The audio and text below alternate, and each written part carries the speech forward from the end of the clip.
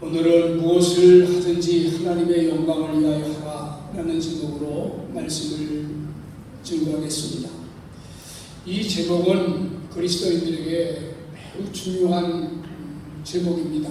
왜냐하면 이 말씀이 우리의 삶의 방향과 목적을 분명하게 보여주기 때문에 그렇습니다. 사람들은 왜 살아가느냐 이렇게 물으면 그런 거 깊이 생각해 본 거 없습니다. 그냥 살아가는 거죠. 행복하려고 삽니다. 자녀들이 좀 복되고 잘 되기를 위해서 살아갑니다. 또는 꿈을 이루기 위해 살아갑니다. 내가 좀 돈 좀 벌고 내 삶의 성취를 위해서 살아갑니다. 그런 이야기들을 듣곤 합니다. 왜 살아가는가 하는 문제는 오래전부터 인간에게 물어봤던 철학적 질문입니다.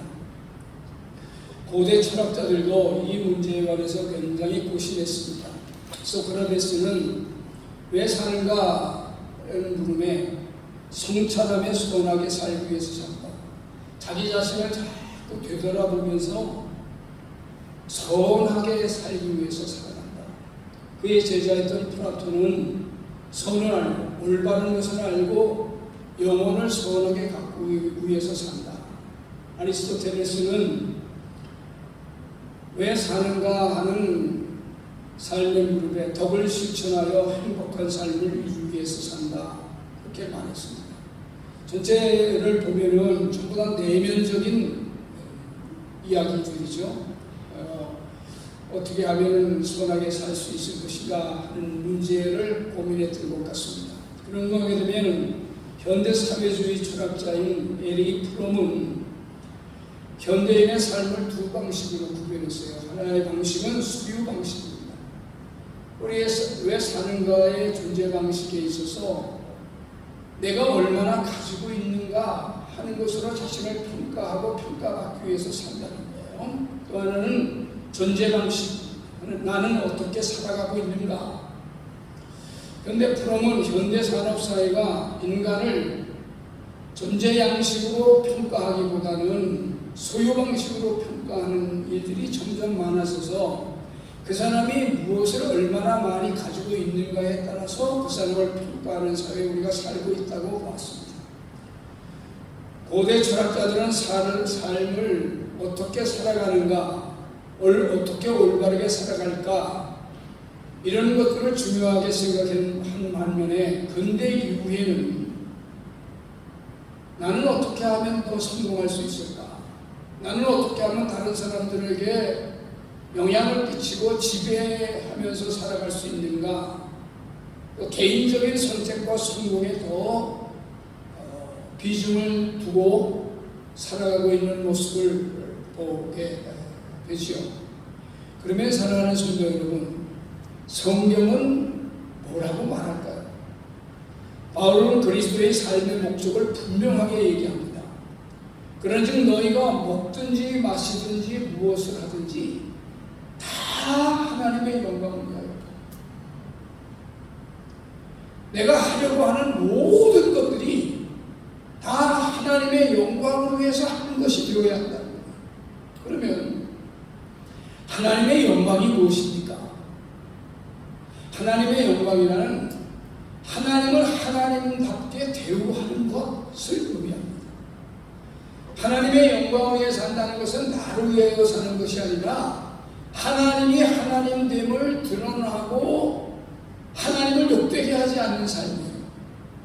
그러니까 저 사람이 하나님을 믿는 사람이라고 알고 있는데 저게 어떻게 하나님을 믿는 사람이 저래? 하나님의 영광을 위해 사는 것이 아니죠. 그러니까 하나님의 영광을 위해 산다는 것은 하나님을 높이고 하나님을 못되게 하지 않는 삶을 말하는 것입니다. 그러면 우리는 왜 하나님의 영광을 위해 살아야 할까요? 오늘 본문은 우리에게 크게 세 가지의 말씀을 전해줍니다. 우리가 하나님의 영광을 위해서 살아가야 할 이유 세 가지가 있어요. 첫째는 우리 모두는 하나님의 은혜를 입었기 때문입니다. 바울은 먼저 이야기를 하기 위해서 이스라엘의 역사를 이야기합니다. 그들은 구름 아래 있었고 홍해를 건넜고 만나를 마셨고 마실 물을 마셨고 애굽의 종되었던 곳에서 나와가지고 자기의 땅을 갖게 되었습니다. 여기서 바울이 반복되는 것이 다 은혜를 받았다는 거예요. 너희가 은혜를 받지 않은 것이 있는가 한번 봐. 너희가 종되었을 때에 하나님께서 너희들에게 금은 보화를 갖고 나오게 하셨어요. 광야를 지날 때에도 다 먹이고 기르고 입히지 않았느냐. 그리고 가나안 땅에 들어가서 너희에게 땅을 차지하게 하고 거기서 살게 된 게 다 하나님의 은혜가, 그 하나님의 은혜를 입었기 때문에 하나님께 영광을 돌리는 것이 마땅하다 하는 것입니다. 우리도 마찬가지입니다. 우리가 하나님께 영광을 돌려야 하는 이유는 이미 은혜를 받았기 때문입니다. 오늘 우리 오프닝 찬송처럼 은혜 받지 않는 것이 어디 있습니다. 다 은혜 안에 있는 거예요. 구원을 받은 것도, 용서를 받은 것도, 하나님의 자녀를 받은 것도 나의 행위나 나의 공로가 아니라 하나님의 전적인 은혜 때문에 우리가 그렇게 된 것 아닙니까? 하나님이 나를 구원하시기 위해서 행하신 놀라운 일들을 묵상해보면 하나님께 영광을 돌리지 않을 수가 없어요. 나 같은 죄인을 살리기 위해서 높고 높은 보좌를 버리시고 낮은 이 땅에 인간의 몸으로 오신 이 사실을 묵상할 때마다 하나님, 나 같은 죄인을 위해서 무엇을 하셨습니까? 나 같은 하루 용서받지 못할 이런 죄인을 위해서 몸을 찢기시고 다 물을 쏟아내시기 위해서 십자가에서 6시간 매달려 있으시는 그 고통을 감내하시면서 우리를 구원하신 그 은혜, 그 은혜를 알면은 하나님께 영광을 돌리지 않을 수가 없는 것입니다. 그런데 받은 은혜를 잊어버리면 다 자기 욕망과 세상의 방식대로 살아갑니다. 인간은 죄성을 태어나면서부터 가지고 있었어요. 하나님의 은혜를 잊어버리면요, 잡초처럼 인간의 욕망과 인간의 이런 그 세속적 생활 방식에서 살아가도록 그냥 자동적으로 자석에 이끌리듯이 꿈틀꿈틀거리게 됩니다. 6절 말씀을 보면 그러한 일은 우리에게 본보기가 돼요. 여기 본보기라는 말은 옛날 개혁성경에 보면 거울이 되어 그랬어요. 거울이 더 좋았는데 원문에 거울이 더 좋아. 본보기라고 왜 바꿨는지 모르겠어요. 본보기가 되어 우리로 하여금 그들이 악을 즐겨하는 것 같이 즐겨하는 자가 되지 않게 하려 합니다. 핵심은요, 그들이 하나님의 일을, 하나님의 은혜를 잊어버리니까 악을 즐겨했다는 거예요. 하나님의 은혜를 받았음에도 하나님 없이 하나님의 영광을 돌리지 아니하고 자기 방식대로 살아가는데 익숙해져 가더라고요. 구체적인 악을 즐겨했던 모습이 오늘 본문에 4가지가 나와요. 하나는 우상 숭배했다. 두 번째는 음행을 저질렀다는 겁니다. 세 번째는 주를 시험했고 네 번째는 원망했다. 이것은 서로 다른 죄처럼 보이지만 뿌리가 같아요. 하나님보다 자기 욕망과 자기 방식대로 살아가는 모습을 보이는 것입니다. 이것은 이스라엘 문제만 아니었어요. 고린도 교회도 들여다보니까, 사도 바울이 고린도 교회를 바라보니까 고린도 교회도 마찬가지인 거예요. 고린도는 상업이 발달된 곳입니다. 이곳엔 무역상들이 득실했고 돈과 술과 마약과 매출이 흥행하는 곳입니다.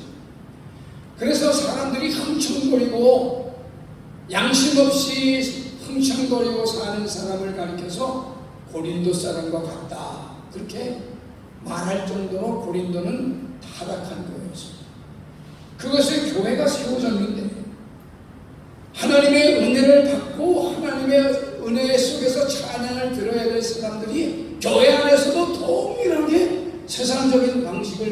살아가는 사람들로 득실을 올리는 거예요. 너희가 하나님께 영광을 돌리는 삶을 살아야 되는데 똑같이 세상 사람들과 같이 살아가는 거예요. 그 하나가 뭡니까? 우상숭배예요. 우상에게 바쳐진 음식입니다. 여러분들은 우상숭배 하면은 무슨 뭐 이렇게 신상에다가 이렇게 전하는 거 이런 것을 이제 연상할 수 있겠습니다만, 지금 바울이 말하는 여기서 우상숭배라는 것은 시장에다가 갖다 내다 파는 모든 음식은요 거의 대부분 우상에게 바쳐져 가지고 시장으로 가죠. 그럼 이제 그리스도인들이 시장에 가서 음식을 사잖아요. 그러면 무슨 음식을 삽니까? 우상에게 바쳐진 음식을 산다는 거예요. 물론 그 음식이 쌉니다. 그럼 우상에게 바쳐지지 않은 음식은 좀 비싸지. 그 대부분 의식 없이 우상에게 바쳐진 음식을 사요. 그런 거 하게 되면 대부분 우상숭배, 이 음식을 갖다 팔기 전에 음식을 신전에다가 놓고 제사하는 그 제사의 상에 대많은 그 사회의 유력자들이 가서 제사를 함께 지냅니다. 그런데 제사라는 게 별게 없어요. 그냥 하나의 의식이지. 그러니까 모든 기독교인들이 아니고 이제 어떤 기독교인들은 그 우상숭배하는 거기에 가서 같이 우상숭배를 하는 거예요. 통념적으로 우상의 자리에 앉는 겁니다. 그렇지 않으면 고린도 사회에서 살아갈 방법이 없다는 것이에요. 거길 가야 유력자도 만나고, 거길 가야 장사도 할 수 있고, 거길 가야 모두 할 수 있고 살아가야죠. 그러니까 우상숭배는 이들에게 있어서 그냥 사회의 통념적인 일이었습니다. 두 번째, 은행이요. 성적으로 매우 개방적인 도시의 문화였습니다. 고린도 사람은 자유분방했습니다. 교회 안에 이미 성적 욕망으로 채워지지 않은 많은 사람들이 들끓었습니다. 그래서 교회의 직분자들 가운데서도 아버지가 이제 두 번째 부인을 얻고 세 번째 부인을 얻는 건 자연스러운 사회 현상이었고, 그 두 번째 부인을 얻은 그 두 번째 부인은 자기가 취한 이런 일들이 그냥 쉽사리 그냥 일어났던 거예요. 그래도 그것을 누가 죄라고 얘기하지 않아요.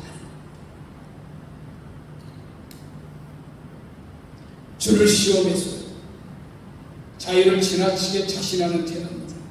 나는 교회에도 나갔고 세례도 받았고 성찬에도 참여했어요. 그러니 뭐 우상신설에 뭐 그런데 가는 거 뭘 그런 걸 가지고 그래. 하나님 말씀보다는 자신의 판단과 자유를 앞세우는 일이 많습니다. 원망했습니다. 교회 안에 불평과 분명이 가득했습니다. 고린도 교회는 바울파, 베드로파, 예수파 나누어져 있었습니다. 성도들 간의 다툼만 있었을 뿐만 아니라 교회의 문제를 사회 법정으로 가져가는 일도 있었습니다. 응식 문제로 서로 판단하고, 성찬 예식을 하는데도 부자들이 앉은 자리가 따로 있었고 가난한 자의 자리가 따로 있었어요. 그러니까 가난한 자들은 너무 배가 고프니까 성찬을 할 때 그 성찬을 음식을 먹는 것처럼 먹고, 부자들은 그걸 보면서 비판하고, 이런 일들이 고린도 교회 안에 있었습니다. 왜 이런 문제가 생겼을까요? 예수님을 믿었지만 여전히 고린도의 가치관과 생활 방식에서 완전히 벗어나지 않는 겁니다. 그래서 바울은 말하기를, 그런즉 선줄로 생각하는 자는 넘어질까 조심하라. 그러면서 하신 말씀이, 그들에게 일어나는 일이 거울이 되고 본보기가 되어서 또한 말세를 만난 우리를 깨우치기 위해서 기록했다는 것입니다. 이스라엘의 역사는 우리의 거울입니다.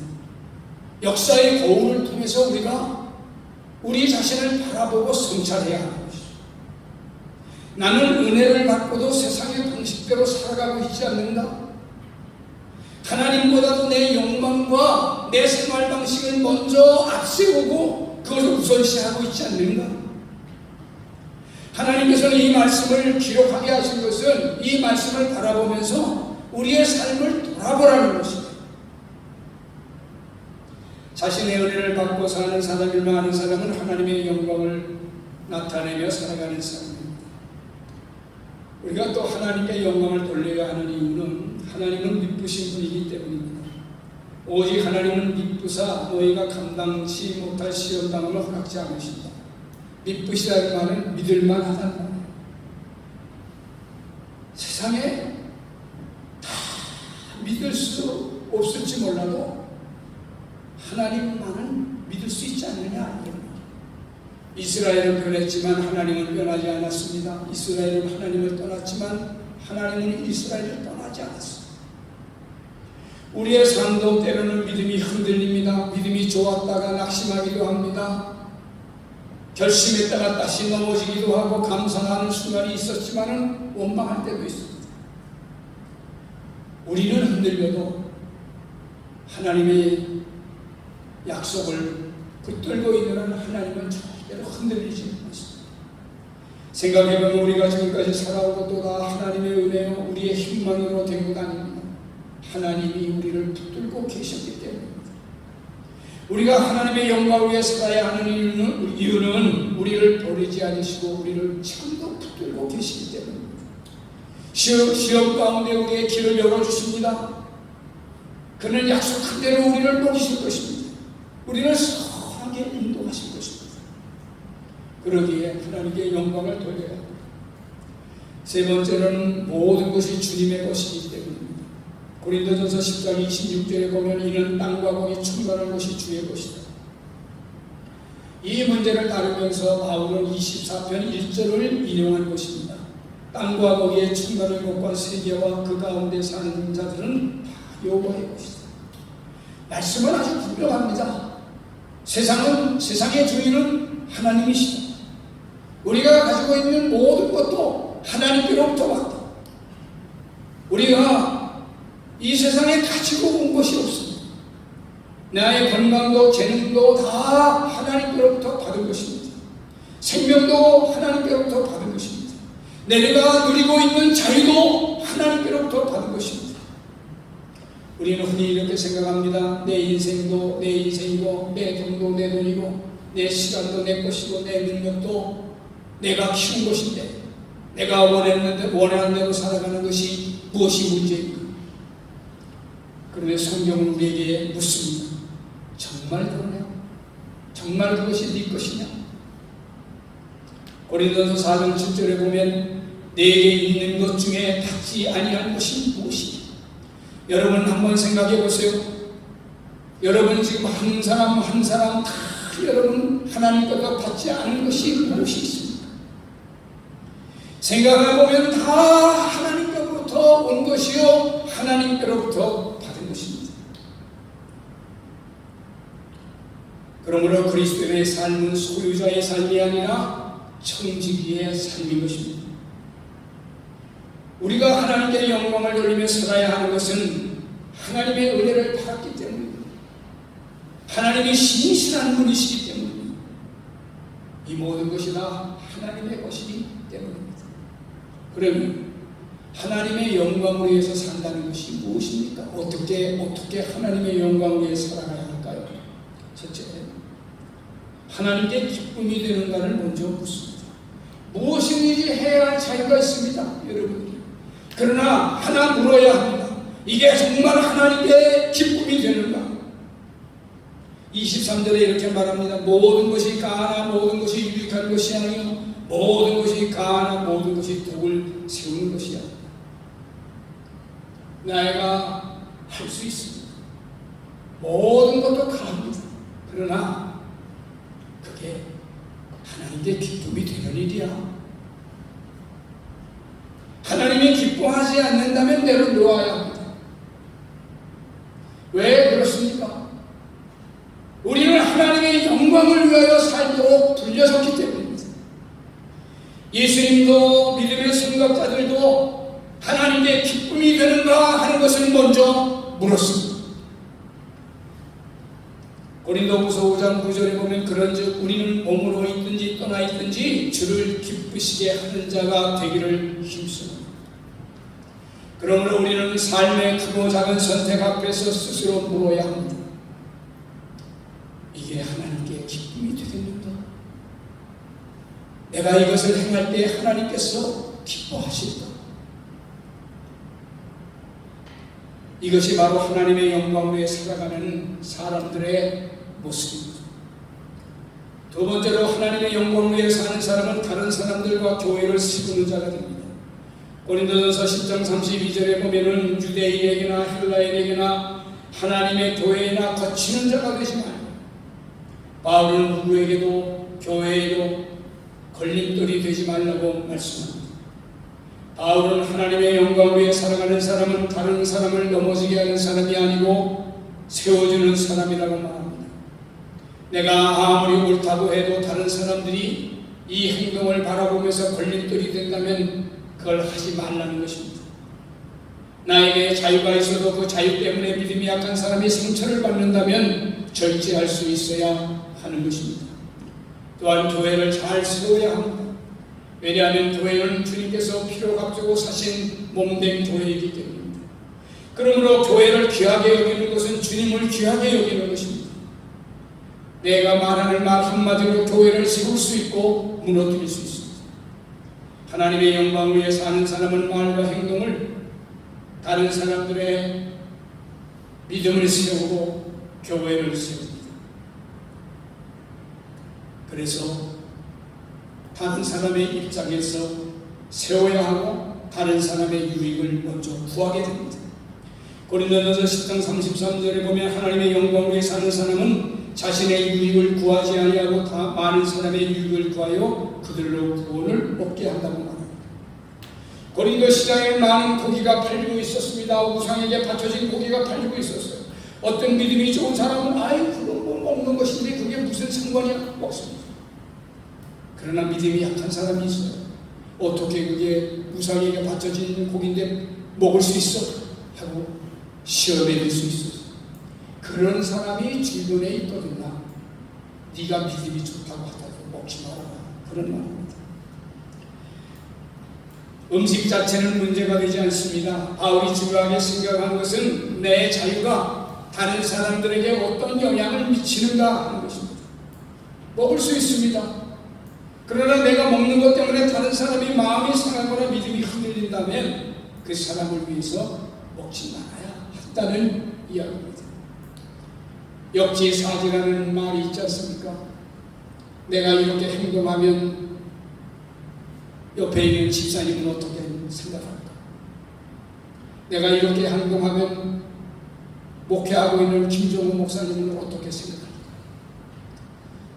나는 또 여러분에게 말씀을 증거할 때 여러분과 권면하는 한테 내가 이런 말을 하고 이런 권면을 할 때 어떻게 받아들일까? 마음이 아플 거야. 좀 힘들 거야. 그럴 때 절제가 필요하다는 말입니다. 그래서 하나님의 영광을 위하여 일하는 사람은 남의 유익을 구하는 사람이라는 거예요. 이게 교회 안에 분별이 있을 때 하나님의 영광을 받으십니다. 우리가 개인주의적 성향을 세화에로부터 너무 영향을 받고 그 교육을 받아서 교회 안으로 들어왔기 때문에 신앙생활도 다 개인적으로 해서 서로 얼마나 마음들을 아프게 하고 그런 일들이 교회 안에 얼마나 많이 벌어지는가. 저는 개고기를 참 좋아합니다. 여러분 좋아하시는 분 있죠? 내년부터 개고기 절대 못 먹는다면서요. 참 별 법도 다 만드네요. 작년에 김 목사님 뭐 좀 드시겠어요? 개고기 먹고 싶다. 개고기 먹읍시다. 그래가지고 우리 동기 목사님들이 한 10명이 모여서 개고기를 한번 먹으려고 남양주 골짜기에 가려고 해요. 목사님 한 분이. 근데 그러다가 정 목사님한테 조금 해가 안 갈까? 정 목사님 되고 교인들이 그래도 한 1,800명 모이는 거예요. 1,800명 모이는데 우리가 개고기 먹고 있을 때 그 교인 중에 한 사람이 보면은 그 시험 될 거 아니야. 그러네. 야, 뭐 개고기 안 먹고 다른 거 먹을 거 많은데 꼭 그걸 먹어야 되냐? 이참에 개고기 먹지 말자. 그래, 개고기 딱 안 먹기로 했어.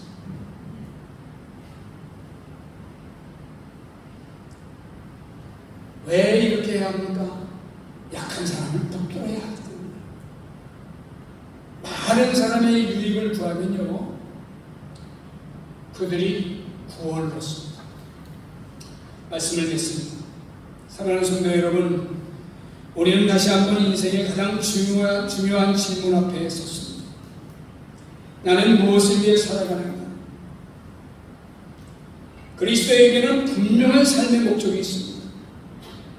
여러분의 눈과 여러분의 입에서는 그것이 광선처럼 나타나야 합니다. 저 사람은 하나님의 영광을 위해 살아가는 사람입니다. 그게 나의 입이나 나의 눈동자에서 불처럼 쏟아져 내는 화살촉처럼 쏟아내는 모습이어야 된다. 왜 이렇게 살아야 합니까? 하나님의 은혜를 받았다는 것을 알기 때문에, 하나님이 신실하신 분이기 때문에 그분의 신실한 약속을 붙들고 가는 한 절대로 나의 삶이 망하지 않을 것이라는 것을 믿기 때문입니다. 그리고 이게 다 주님의 것이, 주님 것을 내 것이라고 고집하며 살아온